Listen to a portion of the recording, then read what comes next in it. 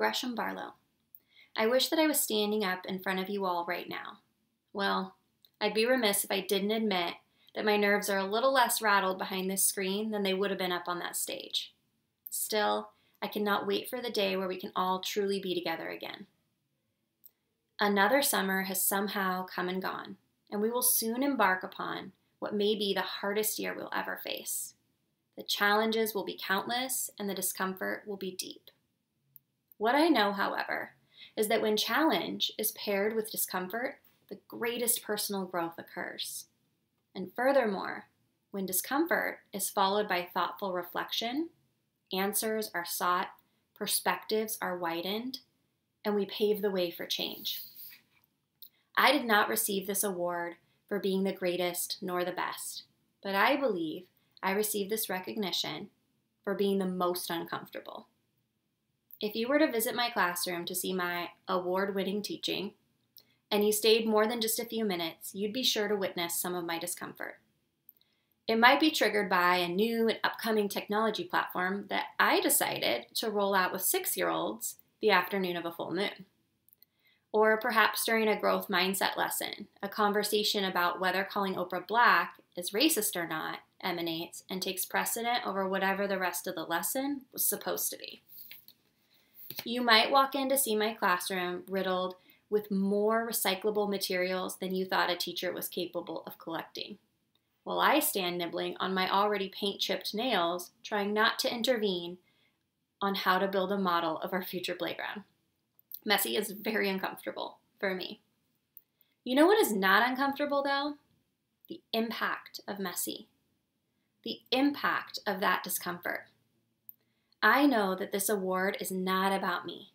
It is about my students and the way I choose to serve them. It is about refusing to remain comfortable.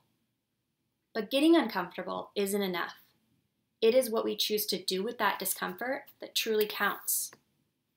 From discomfort either comes deflection or reflection. To deflect is to deviate, to distract, to deter, to detour, swerve, or veer. Deflection prevents us from becoming better. It closes the door and permits us to avoid growth. Alternately, reflection is defined as active, persistent, and careful consideration of a belief or supposed knowledge. Reflection opens the door that deflection has closed. It is through reflection that we ask questions, we seek perspectives outside of our own. Reflection paves the way for change. This year, we have no choice but to get uncomfortable. What we choose to do with that discomfort, however, is still our choice. Reflection over deflection means that we will be better equipped to support our Black, Indigenous, and students of color. Reflection over deflection means that we will use technology as a tool that supports critical thinking. Reflection over deflection means that we dare to do teaching differently. Through discomfort and reflection, we will all grow more than ever before. It might not be our prettiest year, but perhaps our messiest will lead to our best years yet.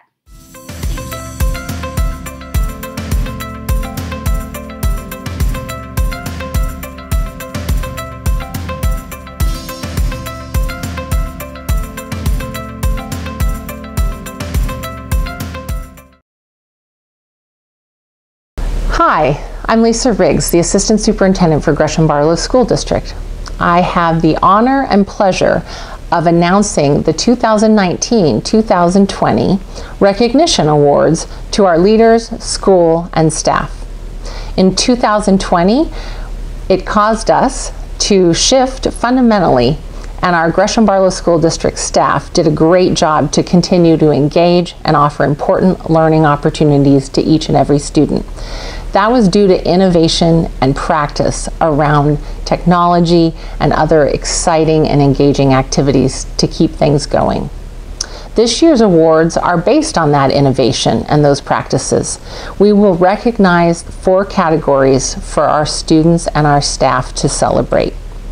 This year's Innovation Awards are based on engagement and attendance, partnerships and collaboration, teaching and learning, and technology. For the first Innovation Award around engagement and attendance, here are the schools. Gresham High School formed outreach systems with tiered intervention and supports for students.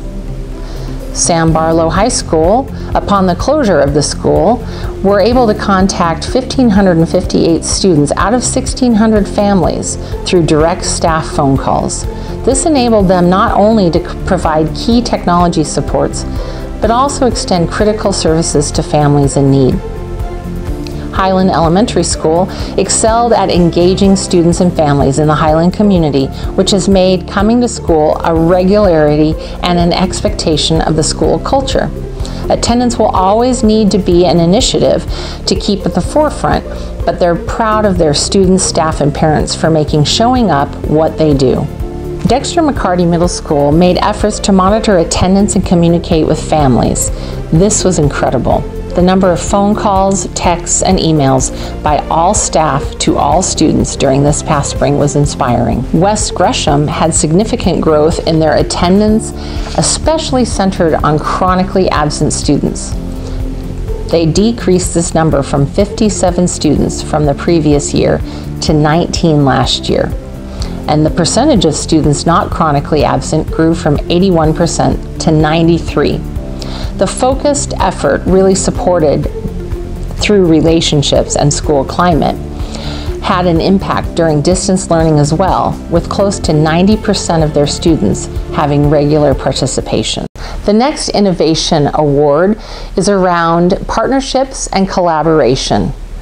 Here are the following schools for recognition. Dexter McCarty Middle School's collaborative teamwork was shown by staff during the spring of last year, and it was phenomenal.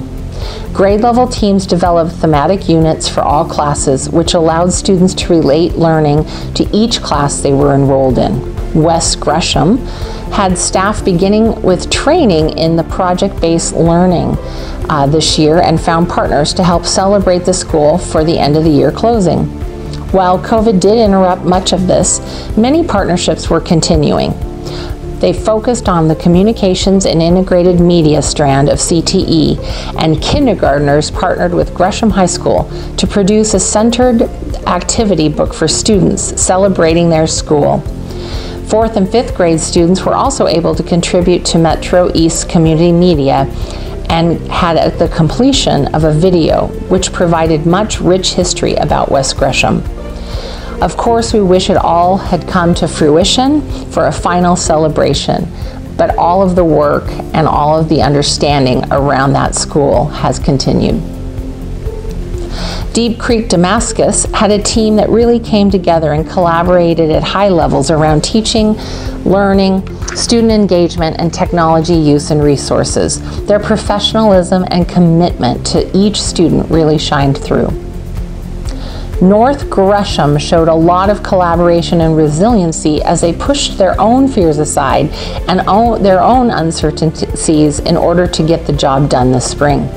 The North Stars were willing to step up and redefine their work and their individual roles to come together to support school students and families. Kelly Creek Elementary worked extremely hard at collaborating with each other on providing engaging experiences for our students throughout distance learning. East Orient teachers went all out with ensuring that they stayed connected to their families. The staff organized a neighborhood parade, and it was a wonderful experience for both staff and the community enjoying it along with their students. Hollydale Elementary staff worked tirelessly to compassionately communicate with every student and family to make sure that they had what they needed and families knew they were seen and cared about. Gordon Russell Middle School expanded all of their STREAM programs and their class offerings regardless of distance learning. Good morning, Gresham-Barlow School District friends and colleagues. I am both honored and humbled today as I receive the Instructional Leader of the Year Award. I am so proud to work for Gresham-Barlow School District. And each day I am in awe of each of you and your strong commitment to inspire, empower, and to support our students in thriving in their educational journey. As I reflect on our last school year, specifically thinking about last spring, I think about our shared experience that all of us had together. Who would have ever suspected that we would have a global pandemic and need to close down our schools? I cried the day that I heard the news on the press conference. I cried at the students' loss of coming into our school buildings with the hope and anticipation of learning new things, of meeting new friends, and just having new experiences. I've always believed in the importance of building relationships with each other, with our families, and with our students. It's the foundation of what we do within our schools to support our students. But during this time, I've refined my thinking just a little bit on we need to make connections. We need to make connections to each student, each family, and each other. It's part of the human experience. We need to feel loved, we need to feel valued, and we need to feel heard. I also believe in the power of teaming with others. I have had the privilege and the honor of being the principal at Hogan Cedars Elementary School for the last 7 years, and previously to that, the principal at Hollydale. I have seen brilliance in these schools, as in the schools all across our district. As staff come together and collaborate on meeting the needs of each student and each family. Each time we come together, we learn from each other and we create a special energy like no other. We are resourceful, we are innovative, we are strong, and we can do this together. Lastly, if you know me at all, you might know what I'm going to say. Find joy. Find joy in each and every day. Find the joy in a student figuring out how to push the mute button on a Google Meets. Find the joy in reaching a family after numerous phone calls. Find the joy in a coworker's story and in their laughter. Find joy in the beauty of our Pacific Northwest. So as I close today, I want you to consider connecting, teaming, finding joy. Thank you again for this honor today.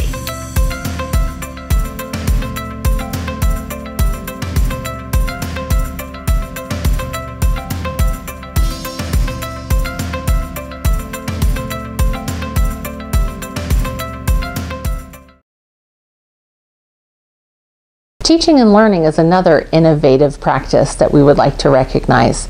Here are the schools around teaching and learning practices that we are proud of. Highland Elementary should be very proud of the work that they did in teaching and learning. They recognize the power of blending equity in academics. The work is best summed up in a quote: "We must merge our traditional sense of schooling with the real world. What we do in school must not insult the child's past, but it must build upon his past and encourage future learning." At Highland, they go all the way. Gordon Russell Middle School became a certified envoy school.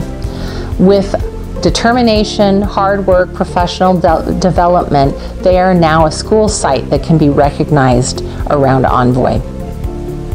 Powell Valley Elementary School had the successful implementation of a co-teaching model. Classroom teachers and special ed, along with ELL teachers, attended a series of professional development sessions and successfully implemented the co-planning and co-teaching strategies. They also sustained the implementation during distance learning for all. Hogan Cedars Elementary staff worked incredibly hard in the area of teacher clarity. Last month of data showed that 87% of students knew what they were learning, 83% of students knew why they were learning it, and 77% of students could articulate how they knew when they had learned it. West Orient staff gained confidence and skills in working with a variety of digital platforms and interactive tools to engage students in learning. East Gresham continued to collaborate and hold each other accountable for delivering evidence-based instruction that positively impact each and every child.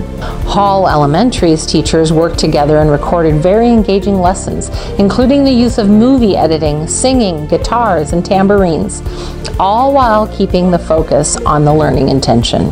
Clear Creek Middle School's staff stepped up with the collaboration and co-planning. Educational assistants, ERTs, and core teachers really focused on the universal design for learning and worked together to create accessible content for each student.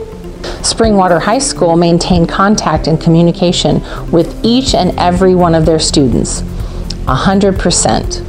Sam Barlow High School was instrumental in shifting to distance learning through effective use of content teams, creating innovative and engaging lessons, and constant reflection leading to improved instruction. Deep Creek Damascus should be very impressed by their deep level of conversations about how to engage students, how to make learning meaningful, and how to give students more choice in their learning. North Gresham Elementary were learners last year. Each and every North Star embraced the challenge of teaching online by working in teams and learning from each other. Teamwork, perseverance, and resiliency were all part of their success. East Gresham was committed to following an instructional framework that prioritized ongoing feedback to empower and inspire each student to show ownership of their own learning. Hall Elementary teachers led virtual classrooms and social justice circles focused on Black Lives Matter, including a recorded reading of Something Happened in Our Town. Highland Elementary had staff read bedtime stories to students until the end of the year, and the counselor did live morning announcements every morning for students and families. Innovative practices around technology also need to be recognized. Without technology, distance learning would have been very difficult. The following schools need to be recognized with their innovative practices around technology. Highland Elementary rallied every time volunteers were needed for Chromebook pickup, drop-off, as well as student belonging pickup. They also participated in weekly computer trainings on Google, as well as increasing their learning on trauma-informed practices and how it impacts each student. East Orient grade levels were able to really master the Seesaw platform in double time and worked incredibly hard to ensure students saw their teachers daily for instruction. It was wonderful to see teachers in front of cameras and in turn watching students learn from their teachers afar. Gresham High School student leadership teams, along with supports from the activities office, were able to start virtual assemblies which highlight both students and teachers during the spring pandemic. Kelly Creek Elementary staff went to great lengths to get some students set up with technology at home. They broke down language barriers, did home visits, and provided families with instructional videos to get families connected online. Clear Creek Middle School jumped in with both feet to create not only how-to videos for students, but for other staff as well. Any new tech strategy was shared excitedly and promoted with support to get staff comfortable with learning new technology. Springwater High School staff successfully navigated distance learning with an open mind, a sense of humor, and an honest intention to improve instruction and maximize the learning for each and every student.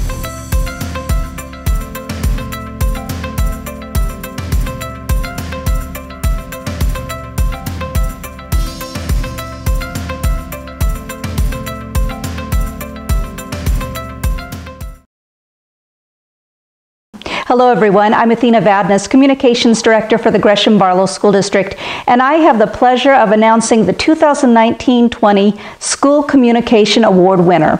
The winner this year is Highland Elementary School. When the COVID-19 pandemic forced the emergency closure of schools this spring, Highland utilized the power of social media to connect with its families. The school used Facebook and shared morning announcements in both English and Spanish. School staff read books aloud, and the principal held Q&A sessions for parents. The school saw the number of their Facebook followers increase dramatically during March and April. We can't wait to see how they'll reach out to their families through social media this fall as we continue distance learning.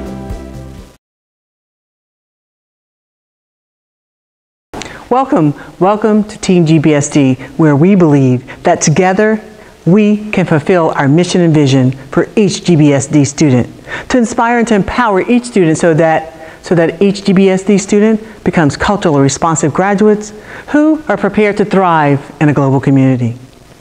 I would like to begin, though, by thanking our board and our community, and especially all of those who contributed to the countless hours over this past summer, pouring into the ever-changing guidelines, health metrics and curriculum needs, budget challenges, SEL content, and those who contributed to preparing and distributing the Chromebooks, and nearly 250,000 meals to our students in need. You see, I would be remiss, though, if I did not take this time to compliment each of you, too, for our recent graduation rates at each of our high schools. As I said before, graduation outcomes are not just a high school challenge. It is up to each of us.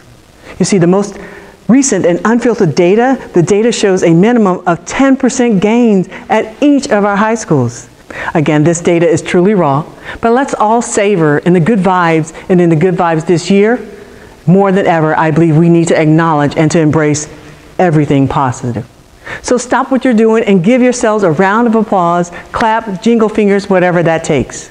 And as I walk down these lonely hallways of our schools, I am reminded of my first day of school so many years ago. You see, I recall walking down a long, dim hallway in the direction of my new classroom, and I could smell what I came to know as that new school year scent, floor wax. You see, I could feel my heart rate increasing as we approached my kindergarten classroom, and I was finally going to be attending the big girl school, as my grandmother reminded me earlier. As we approached my classroom door, though, I could feel the sweatiness of my grandmother's hands as she held ever so tight to mine. I felt a sense of excitement to be meeting new friends, using my new Big Chief tablet, new colors, Elmo's paste, and the chance to learn in a big girl school. And just before we reached the door of my new classroom, my grandmother stopped, bent down so that her eyes were aligned with my own, and she grabbed me by both my shoulders, and in almost a whisper, she finally said, "Listen, listen, this is where you belong. I don't want you to be afraid, scared, or allow anyone to make you feel otherwise. Now go make Mama proud." And with that, I stood up a little taller. I gripped the handle of my book bag, and I stepped into a whole new world. You see, my heart felt like it was going to explode and jump out of my chest, and my hands began to sweat too. But I walked up to the only adult in the classroom who would be my teacher. And I reached up to shake her hand and to introduce myself. I said, "Good morning, miss. My name is Catrice Lee." And my grandmother said that this is where I belong. She looked down at me and scanned the entire being of myself from my head to my toe, and sighed with a dismissive response as she walked away and mumbled, "I guess so." You see, my hand was still up in the air when I heard her directing me to a new seat in the back of the classroom. And from that moment on, I wasn't sure that I belonged, but my grandmother said that that's where I belong. I belong there at school, right? You see, the days passed and the years went by fast.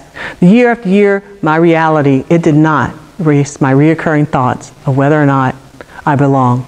By nature, we all want to be a part of something, to be a member, and to genuinely feel like we are a part of a larger group, to belong. You see, that's hard to do virtually, and trust me, I would rather be talking to you in person.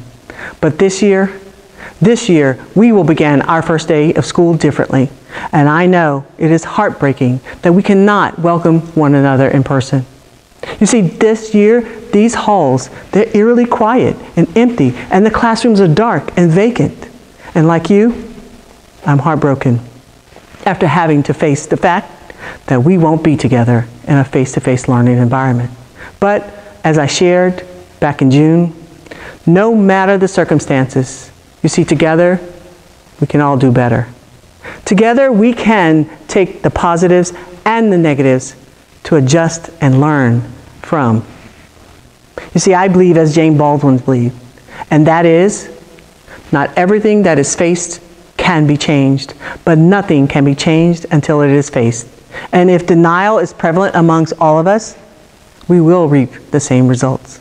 You see, in society, there's no more critical time than right now that we're facing, that we need to address things that need to be changed. This can only be accomplished, though, collaboratively. You see, together we can prepare our students for a future that they will face. And together, we can identify our priorities. And together, we can help each student discover their passions, their purpose, and live out to their fullest potential. You see, together, we can do better. And they're counting on us. You see, the inequities in education have deprived millions of students from a meaningful opportunity to participate in the American dream. And in education, to me, Opportunities and access are meaningful only when one has what one needs and is encouraged to take full advantage of the variety of options. You see, together we can dismantle and disrupt systems that contribute to disparities and to get in some good trouble. You see, together we are empowered to use our knowledge and our experiences and passions to do what is right for our students. To do what is right not because of the current social justice movement that is happening across America, but to do what is right because it has always been our moral imperative as educators. It is the right thing to do. You see, together we can do better, and they're counting on us. We have the chance, though, to offer a new reality that is well within reach of each of our students, but only if we choose to revisit our personal why as teachers, and to allow and to encourage out-of-the-box thinking or risk-taking, to become advocates for those who have historically been disadvantaged, and to strive towards becoming an anti-racist district. And by anti-racist, I mean that we need to all realize that to be anti-racist means to believe that nothing or no one is superior, and that others may be different, but they're not inferior. You see, we're all humans. Listen, we have not truly begun the school year, and I know I'm no better than you, and you are no better than me. You see, I know you're weary, and so am I. I know that you are scared, and so am I. And I know that change, it never comes easy. And I know you know it too. We must acknowledge that what we have been doing historically has not worked for each student. We must reimagine how to organize and condense our curriculum, our content, assigning staff, students, and resources to produce the positive outcomes our students deserve. You see, change requires each of us to have an unshakable belief that all kids can learn. You see, together we can examine and we can reflect upon our work this past spring, and together we can give rise to the thoughts of growth and progress. And together we have honest conversations about being anti-racist district. Yes, it may be uncomfortable, but we have avoided these necessary conversations for way too long. And it's about learning truly how to become a better version of ourselves.